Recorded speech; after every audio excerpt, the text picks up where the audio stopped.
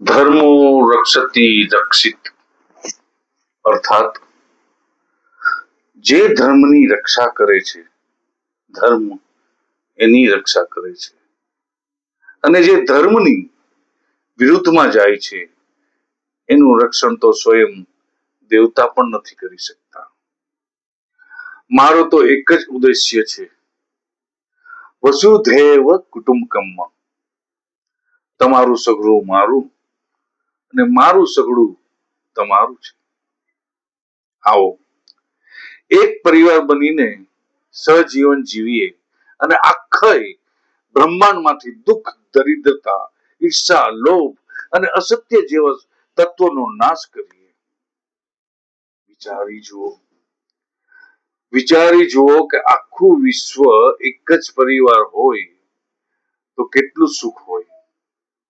આપણે સૌ એક જ પિતાના સંતાનો. હું તમારો સેવક અને તમે મારા સ્વામી. આવી જ રીતે આપણે સઘળું જીવન જીવવાનું છે. પણ જો કોઈ મારા વિચારની વિરુદ્ધમાં જવાનો પ્રયાસ કરશે તો પછી પહેલા હું એને વિનંતી કરીશ કે આવું ન કર,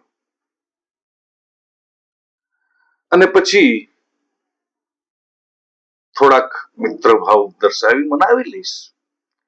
પરંતુ ઘણા લોકો હોય જે બિલકુલ ન માને, તો એમના માટે બસ એક જ ઉપાય છે, હું શક્તિના સ્તોત્ર સમયે નખાયુધ દેવનું આહ્વાન કરીશ